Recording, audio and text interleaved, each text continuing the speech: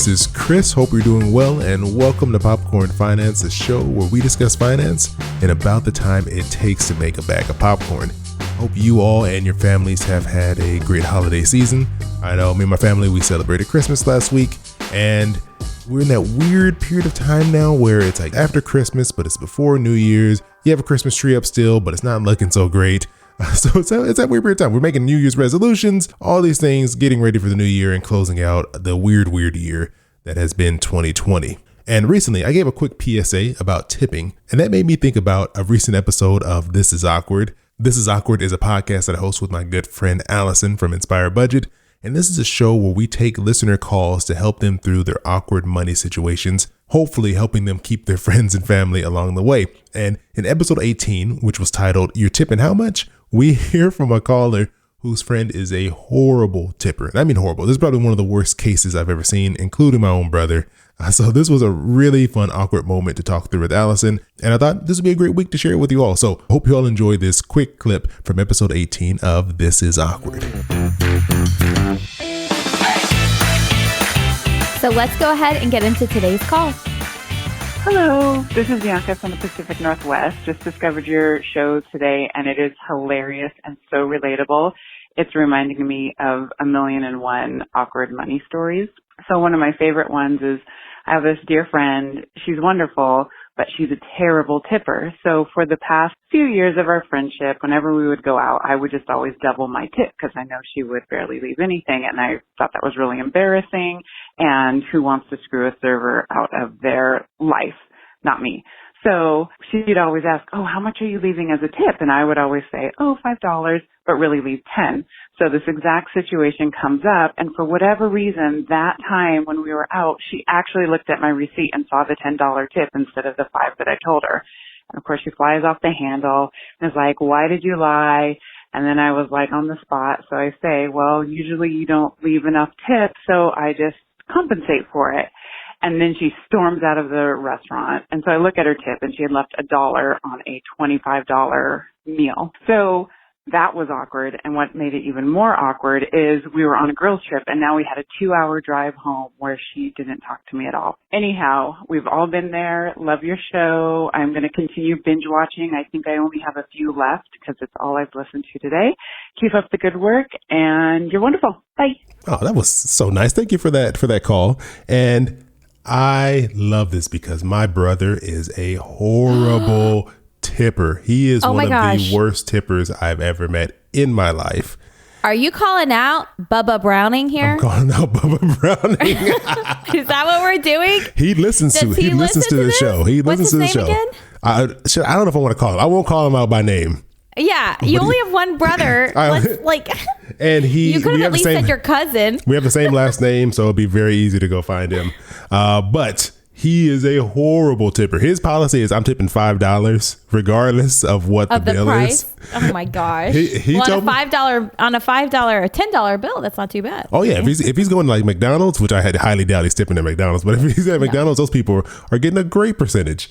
But he'll if the check is $100, he's tipping $5. If the check is $200, he wants to tip $5. So I've been here. It is very awkward because it reflects on the whole table. Like if one person causes your tip to be weak, they're not just they may not care, but now I got to look at this server next time I come back to the restaurant. She's gonna be like, look at that fool. He was at that table that gave me $5. However, if you're the one that doubles the tip to make up for it, then that server is going to be like, man, that person was rude, but this other person, I like them. That's true. They are the saving grace. But they're not going to remember. They're just going to remember what the total tip was for that table. They're not going to remember that I was the one who helped out and added extra money in there. So, okay, I want to talk about her friend's reaction because it's funny to me that she's getting mad. Okay, so she's getting mad that she's not being honest, right? Mm-hmm. But then she is honest. And she said, well, I did this because you're a horrible tipper. And she's still, I'm just like, own it. You don't tip well. Yeah. The standard is 15, 20%. We always tip, our family always tips 20% or more. So usually like I round up. Just own it. You don't tip well. That's okay. Yeah. But don't get mad about it. And don't get mad at your friends for trying to like I would be like, thank you for helping like compensate for my shortcomings. Like my shortfalls. I don't know. Maybe I wouldn't be like that at all. Yeah, my brother, he doesn't get mad if I'm like, hey man, that's all you're gonna leave here. I'll leave extra. He'd be like, oh cool, thanks. You picked up the slack on that. He's not gonna be angry. I don't know. I guess maybe the friend doesn't like being called out, and like her acknowledging her that she's a horrible tipper, basically calling her cheap. I think that the friend has clearly never been a waiter. Yeah, that's the thing. It's like, to me, I feel like it should be mandatory that everyone works in some type of service job for at least a year. Like I worked at as a paintball referee. I worked as a paintball referee. Yeah, I was a paintball referee for a summer before my senior year. Oh, is this whenever before your senior year, and then after your senior year you didn't have a job, so then you had to ask your dad for money? That's on episode something or another, guys. What was that? Want to hear that? 16? I shouldn't guess because I probably don't know what episode that was. That was episode 15. 15. Episode 15. Go to episode 15. Listen to the beginning story. Yeah, listen to me talk about being a horrible, cheap little brat. But I worked at Sears for 3 years, selling tools and paint and lawnmowers, and you just gain a real appreciation for the people working at all these places that we go to buy the different things we need, because people can be horrible, and you maybe, I think some people maybe just don't think about it, like, well, they're here to service me, and that is what they're doing. Welcome to this uplifting podcast. Chris just said people can be horrible. And that is your daily dose of inspiration from This Is Awkward. The more you know. I need a little animation. The more you know, a little rainbow crosses over. Exactly. Well, I think that, bringing it back to her and her situation, I think it's hilarious that they had 2.5 hours later.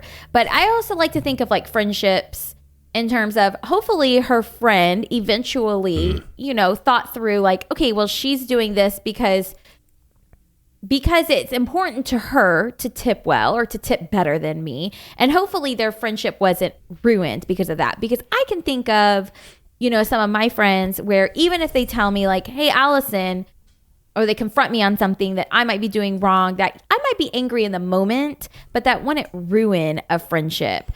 Money situations don't have to ruin friendships. Yeah.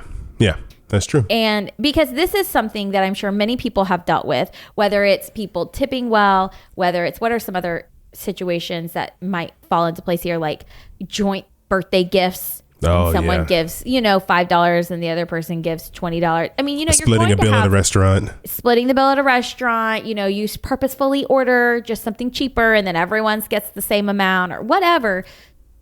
It doesn't have to ruin your friendship.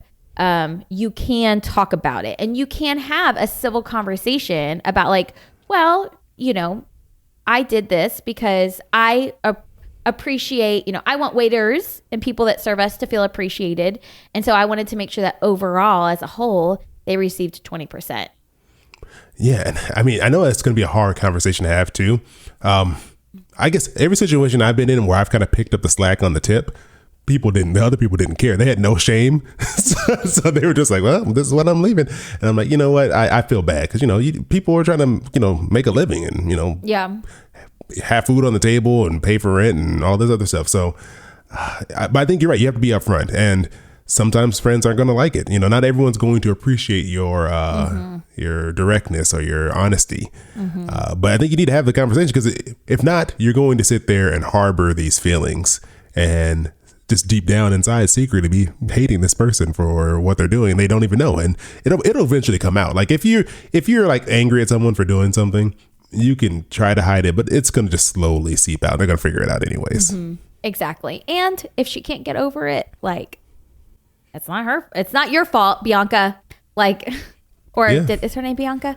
It's not your fault. Like if she can't get over it, it's not your fault. You were just doing what you felt was best. Should you have lied? Probably not. Maybe you could have avoided all of this in the beginning if you just always said something in the beginning. But I understand that's awkward. It's awkward to say that because you were ultimately tipping more because you knew your friend was going to tip less. So I hope. In fact, we want an update. Send us a message on Instagram. Update us on if you're still friends. Update us on if your friend has changed her tipping habits, because this might have been her wake up call to say, hey, I am tipping poorly. People, maybe I should tip better. This could be a wake-up call, or it could not be. Who knows? We want to know. Yeah, I really want to know what her response was, because if she just stormed out and she was like, I can't take this, and just leaves, where did it go from here? Did you eventually get to have a conversation together? Because, I mean, that's pretty bold to just get up and say, you know what, I'm out of here. I'm done. Well, they had to drive back 2.5 hours together, remember? Oh, that's right. So they probably had a conversation, or else it was a super quiet drive. That's a long time to not talk and just sit there and look out the window. I guess you could do it if you really wanted to, but I was like, I could see you doing that. Me, I don't think I could handle it. 2 hours of just looking out the window angrily. With another person in the car? No. Yeah, that's a long. I probably could, though. I probably could. I think you could as well. I think you could.